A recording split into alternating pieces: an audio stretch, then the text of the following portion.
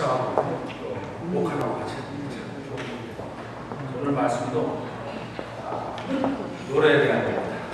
노래와 춤에 대한 안수식은 무슨 노래와 춤이냐고 노래와 춤에 대한 기도하겠습니다. 지혜와 명철과 모략과 지식이 아버지 하나님, 이 시간 죄와 어리석음으로 어두워져 있는 저희들의 심령을 성령으로 밝히 비춰주셔서 말씀으로 계시하시는 하나님을 만나게 하시고 그리고 하나님의 마음으로 저희들의 생각과 마음이 채워지게 하여 주시옵소서. 예수님 이름으로 기도합니다. 아멘. 노래와 춤에 대한 그 대학로는 소재가 되었는데 김도양이라는 가수 아시죠? 우리 1세 김도양이라는 가수 아실 거예요. 히트곡이 여러 개 있는데 그 중에 하나가 난 참 바보처럼 살았군요 하는 그런 노래예요.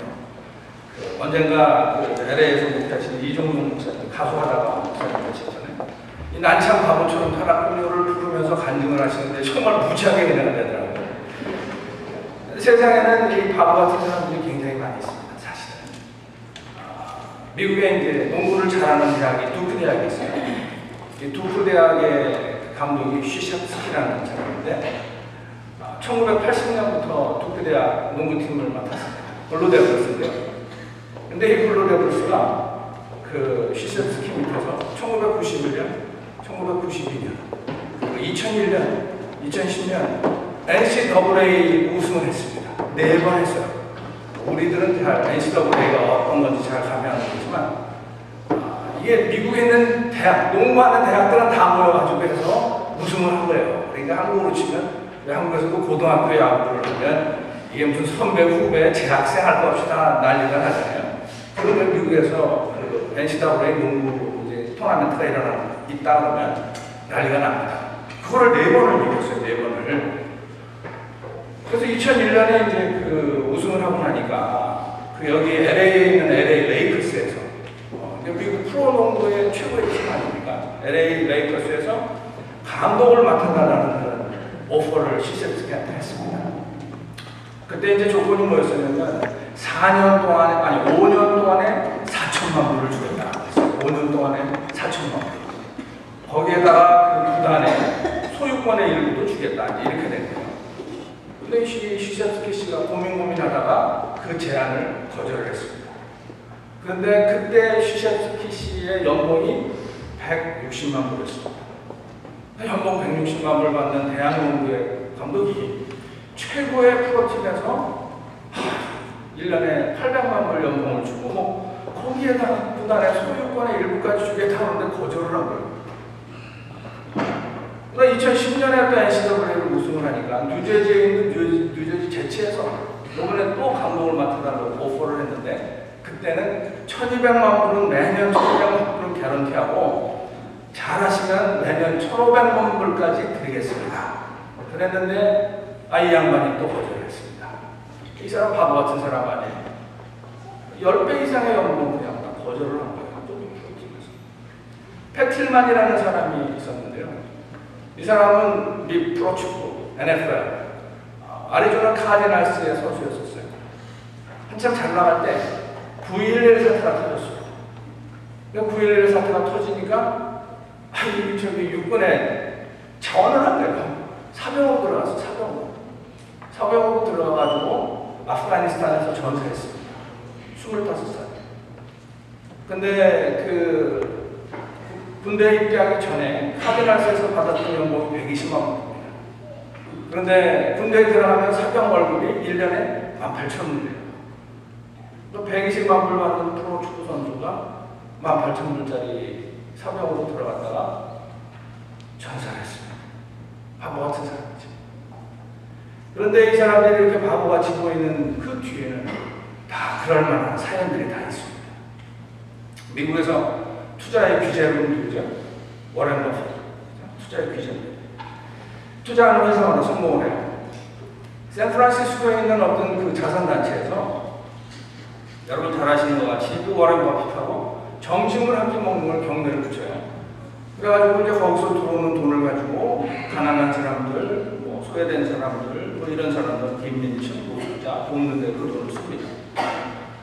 그러니까 이제 응찰자들이 돈을 비딩을 해가지고 제일 많이 돈을 내겠다 하는 사람하고 이제 밥을 먹는데, 맨하탄에 있는 스테이크하우스에 가서 밥을 먹고 2시간 동안, 2시간 먹습니다. 2000년부터 매년 한 번씩 했어요. 2000년부터. 최고로 비싼 돈으로 낙찰이 된 것이 뭐냐면 2012년에 346만 불에 낙찰이 됐어요. 점심 한 번 먹는데 346만 불에 2시간 동안 그 사람은 이게 미쳤죠. 그런데 이게 미친 게 아니에요. 왜냐면 워렌 버핏이 매년 20에서 30%의 투자 수익을 올리는 사람이에요. 그런데 이 사람과 점심 먹을 때 그 워렌 버핏이 자기가 지금 판단하고 있는 투자 전망을 얘기를 해주는 2시간 동안. 그러니까 이 무슨 투자 회사의 부사장, 사장 이런 사람들이 어떻게 해서든지 그 사람하고 점심을 먹으려고 점심을 먹으면서 그 정보를 다 듣고는 그러고는 이제 그 사람의 그 투자 전망대로 투자를 해가지고 20% 30% 수익을 올리는 것입니다. 그러니까 이 350만 불 주고 점심 한 끼 먹는 게 바보같이 보이지만 그런데 다 거기에는 그럴 만한 이유가 다 있는 것입니다. 그런데요, 세상에는 이렇게 바보처럼 보이는데 그럴 만한 이유가 있는 또 다른 부류의 사람들이 있는데 그들이 누구냐면 바로 우리 예수 믿는 사람들입니다. 주님은요, 우리한테 어리석은 자가 되라고 하시는 거예요. 그리스도를 위해서 어리석은 자가 되라. 다윗은 하나님을 위해서 어리석은 자가 됐습니다. 그는 자기 아내에게 방탕한 자에 비유될 정도로 바보처럼 행동했습니다. 사연은 이래요. 이제 다윗이 하나님의 언약궤를 예루살렘으로 옮겨오는데 다윗에게 너무너무 좋아서 춤을 췄어요. 그런데 그 아내 미갈이 그 남편이 춤추는 모습이 너무 못마땅한 거예요. 그럼 어떻게 춤을 췄길래 그 자기 아내에게 어리석게 보였을까? 왕복을 다 벗고 속옷만 입은 채로 춤을 췄습니다. 근데 20절에서 뭐라고 얘기했냐면 방탕한 자가 염치 없이 자기의 몸을 드러내는 것처럼 오늘날 신복의 계집종의 눈앞에서 몸을 드러내셨구나. 이제 미갈이 자기 남편을 질책을 하면서 이렇게 얘기를 해요.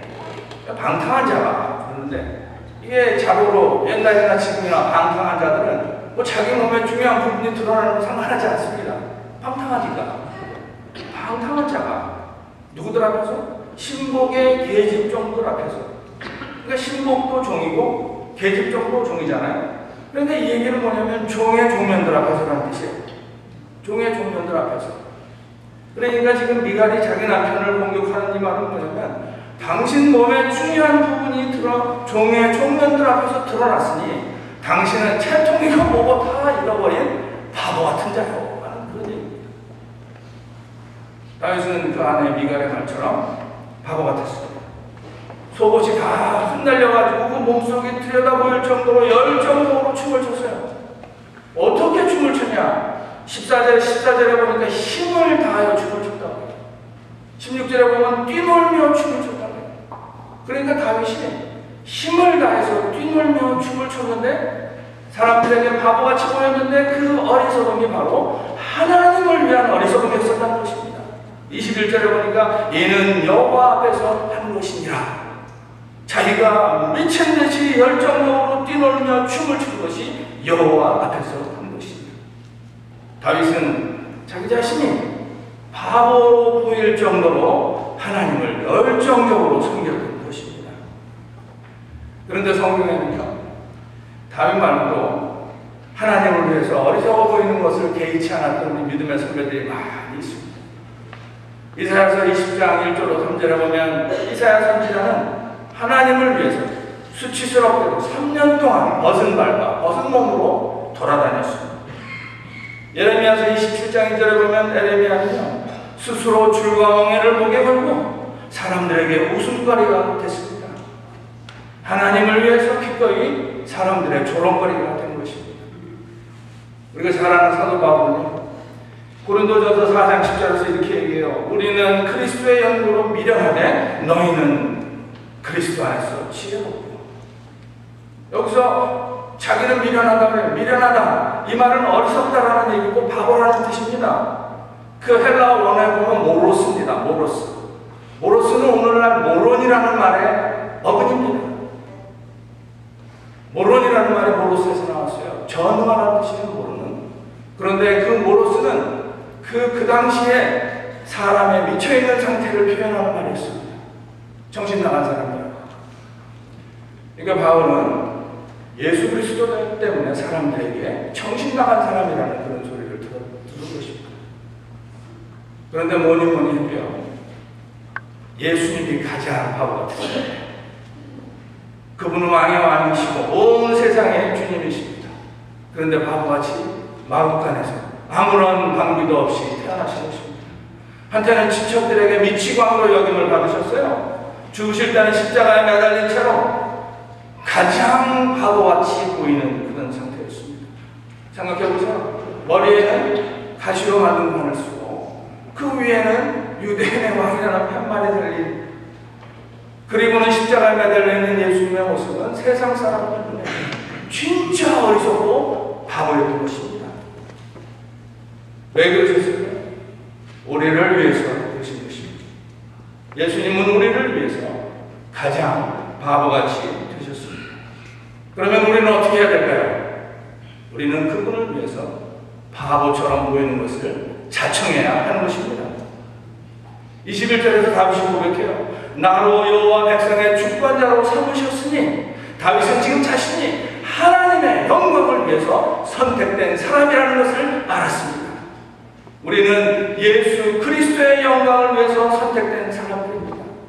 모든 영광을 주님께 돌리고 우리는 그분의 어리석은 자로 살아야 하는 것입니다. 다윗이 이어서 고백을 하죠. 내가 여호와 앞에서 뛰놀리라. 내가 여호와 앞에서 뛰놀리라. 사람들에게 바보처럼 보인다 할지라도 하나님을 위해서 열정적으로 춤을 추겠다는 다윗의 결심입니다. 예수님은 스스로 바보처럼 되셔서 우리를 구원하셨습니다. 우리는 그분을 위해서 바보처럼 보이는 것을 반드시 따라야 하는 것입니다. 오늘 목사로 안수 받으신 우리 기덕인 목사님, 그리고 이 자리에 모이신 여러분 모두 다 어리석어 보이는 것도 개의치 않고 열성적으로 주님을 섬기시기를 예수님의 이름으로 축원합니다. 그러면 어떻게 그리스도의 바보가 됩니까? 그분을 영광스럽게 하는 것입니다. 그분을 영광스럽게 합니다. 22절에서 다시 고백하죠. 내가 이보다 더 낮아져서 스스로 천하게 보일지라도, 내가 이보다 더 낮아져서 스스로 천하게 보일지라도, 다윗은 하나님을 위해서 스스로 천하게 보이는 것도 개의치 않았습니다. 주님을 영광스럽게 하려면 그분의 종이 되어야 합니다. 종과 주인과의 관계에서는 모든 공은 다 주인에게로 돌아갑니다. 모든 영광은 주인이 다 받는 것입니다. 그리스도를 진정 영광스럽게 하려면 그분의 종이 되어야 됩니다. 우리 목회자들은 스스로 주님의 종이라고 불리는 것을 좋아해요. 그런데 우리가 우리 자신을 주님의 종이라고 할 때 그 의미는 예수 그리스도의 노예라는 뜻입니다. 영어로 말하면 슬레이브예요. 서벤트가 아닙니다. 성경에 물론 우리를 서벤트로 표현한 부분도 있어요. 그러나 내가 예수 그리스도의 종이라고 얘기할 때 그 뜻은 나는 그리스도의 슬레이브라는 뜻입니다. 그게 그거라고요? 아닙니다. 예수님의 서벤트는 예수님을 위해서 일을 하는 사람이고, 예수님의 슬레이브는 예수님의 것입니다. 그 차이예요. 그 남미에 있는 수리남이라는 그 남미에 수리남이라는 데가 있는데 거기에 이제 선교사들이 있었어요. 그런데 거기서 좀 그 바닷가에서 조금 떨어져 있는 섬에 플란테이션이 농장이 있습니다. 그 농장 안에 노예들이 이제 고된 일들을 하고 있는데 그 선교사들이 그 농장 안에 섬에 있는 노예들에게 복음을 전하고 싶었어요. 그런데 그 플란테이션 주인들이, 농장주들이 엄격한 규정을 하나 만들어놨는데 그게 뭐냐면 노예는 노예와만 대화할 수 있다. 그러니까 노예가 노예 아닌 사람하고 대화하다 걸리면 큰일 나는 거예요. 그래서 선교사들이 스스로 노예로 팔려서 그 성에 들어갔습니다. 그리고 복음을 전했고 그 노예들이 예수를 믿었던 것입니다. 우리 믿음의 선배들은 자기 자신을 그리스도의 노예라고 불렀습니다. 베드로는 자기 자신을 예수 그리스도의 종이라고 하면서 베드로 후서를 시작합니다. 예수님과 가장 친한 친구이며 변화산에서 예수님과 함께 있었으며 성령 강림 사건 때 설교를 해서 한꺼번에 수천 명을 믿게 한 나 베드로는 이렇게 시작하지 않고 예수 그리스도의 종 베드로는 요한, 디모데, 유다 모두 다 자신을 그리스도의 종이라고 불렀습니다. 그리스도의 노예다. 예수님의 인간 동생이었던 야고보도요, 하나님의 아들의 동생 야고보는 이렇게 시작하지 않고 하나님과 주 예수 그리스도의 종 야고보는 이렇게 시작합니다. 바울도요, 위대한 선지자 가말리엘에서 배웠고 다메섹 도상에서 주님을 만났나 바울은 이렇게 시작하지 않고 예수 그리스도의 종 바울은 이렇게 시작합니다. 여러분, 그리스도의 바보가 될 때 우리는 사람이 거둘 수 있는 최고의 승리를 거두는 것입니다. 자기를 부인하는 승리인 것입니다. 주님은요, 자기를 부인한 사람을 제자로 삼으십니다. 누가복음 9장 23절에서 이렇게 말씀하시죠. 누구든지 나를 따라오려거든 자기를 부인하고 날마다 제 십자가를 지고 나를 쫓을 것입니다. 우리들은 너나 나나 종종 실패해요. 대개는 하나님을 경홀히 여기기 때문에 실패합니다. 자신이 하나님의 종이라는 사실을 망각할 때 우리는 실패하는 것입니다. 그래서요, 우리는 그 실패를 그냥 흘려보내면 안 됩니다. 그 실패를 통해서 하나님을 영광스럽게 하는 삶을 배워야 하는 것입니다. 그러면 우리는 다시는 실패하지 않을 것입니다. 우리는 그 진리를 오늘 다윗에게서 배울 수가 있어요. 다윗이 미친 듯이 춤을 춘 것은 언약궤를 옮겨오려고 두 번째 시도했을 때입니다. 이 얘기는 그는 이미 한 번 실패했다는 말입니다. 한 번 실패했을 때 8절에 보니까요, 다윗이 분했다고 그래요. 분했다고 그래요. 다음에 다윗의 마음이 화로 불탔단 말이에요. 화로. 너무너무 화가 났어요. 그런데 이어서 9절에 보니까 하나님을 두려워했다 이렇게 적고 있어요. 그러면 이것은 뭐냐면 다윗이 자기가 하나님의 언약궤를 경솔하게 다뤘고 그래서 하나님이 진노하셨는데 그 진노가 자신과 백성에게 미칠까 너무너무 화가 나고 두려웠던 거예요. 그러니까 다윗은요, 실수해서 실패한 자기 자신에 대해서 그 마음이 불에 타는 것처럼 화가 났던 것입니다. 자신의 경솔함으로 실패를 경험한 다윗은 다시는 실패하지 않기를 원했습니다. 다윗이 언약궤를 옮겨오려고 첫 번째 시도했을 때는 언약궤 앞에 주 앞에만 있었어요. 주 앞에만. 두 번째 시도할 때는요, 주 앞에는 물론이고 6걸음 간 다음에 제사를 드리고 다윗 자신은 춤까지 췄습니다. 실패의 쓴맛을 본 다윗은 사람들에게 바보처럼 보인다 할지라도 전혀 개의치 않고 열정적으로 하나님을 섬겼던 것입니다. 그런데 여러분, 진짜 어리석은 사람들은요, 하나님을 바보로 하는 사람들입니다. 하나님을 바보로 하는 사람. 그 사람들은 하나님을 경외하지 않기 때문에 지혜가 없습니다. 22절에 보니까 미갈이 누굽니까? 이스라엘의 공주였었고 지금은 이스라엘의 왕비입니다. 그런데도 하나님의 언약궤가 중요하다는 것을 몰랐습니다. 스스로 똑똑해서 교만했던 미갈은 결국 다윗으로부터 버림받고 실패한 삶을 살게 되는 것입니다. 우리는 이런 것들을 다 알죠. 다 압니다. 다 아는데도 주님을 위한다고는 하지만 어리석어 보이는 일은 택하려고 하지 않습니다. 우리는 주님의 노예가 되려고 하지 않습니다. 자기를 부인하려고 하지 않습니다. 굳은 일은 하려고 하지 않습니다. 뭐를 조금 하면 크게 대접받기를 원합니다. 인정받는 일이 아니면 하고 싶지 않습니다. 주는 것보다 받는 것을 더 좋아합니다. 낮아지는 것은 싫어하고 높아지는 것은 좋아합니다. 그리고 순종하는 것이 정말 어렵습니다. 왜 그럴까요?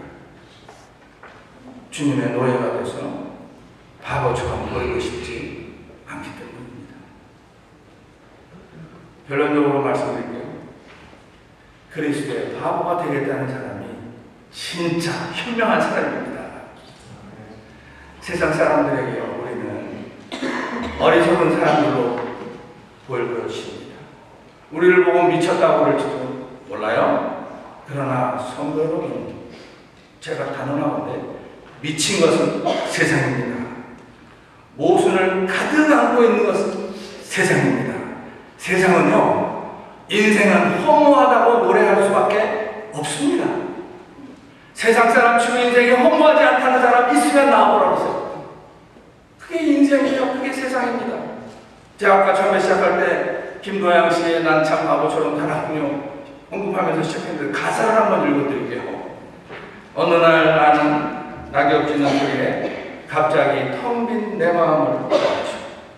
그냥 덧없이 흘러버린 그런 세월을 느낀 거죠. 저 떨어지는 낙엽처럼 그렇게 살아버린 내 인생을 잃어버린 것이 아닐까, 늦어버린 것이 아닐까, 흘려버린 세월을 찾을 수만 있다면 얼마나 좋을까. 난 참 바보처럼 살았군. 난 참 바보처럼 살았군. 바보처럼 세 번이나 반복해요. 여러분, 무상하고 허무한 것이 인생이라고 하면서 난 참 바보처럼 살았군요 하실 것인가? 아니면 예수 그리스도를 위해서 바보처럼 살아 아름답고 가슴 벅찬 인생을 사실 것이냐? 여러분의 선택입니다. 여러분, 예수님을 따르는 사람들에게 있어서 사리 분별의 기준은 오직 예수님의 말씀입니다. 이 사람이 정상이냐 아니냐를 판단하는 기준도 예수님의 말씀입니다. 권력자의 말도 아니고 학자의 말도 아니고 부자의 말도 아니고 세상의 여론도 아닌 것입니다. 오직 예수님의 말씀에 의해서 이 사람이 정상적인 사람이냐 아니냐가 결정되는 것입니다. 사랑하는 여러분, 제가 던지는 챌린지는 오늘부터 성경을 읽으시면서 주님이 여러분에게 뭐를 원하시는지를 보세요. 무엇을 원하시는지. 그리고 그거를 보셨으면 주님을 위한 바보처럼 그분이 원하시는 것은 그냥 하십시오. 여러분 모두가 다 그리스도의 바보가 되시기를 예수님의 이름으로 축원합니다. 기도합시다. 우리를 위해서 어리석은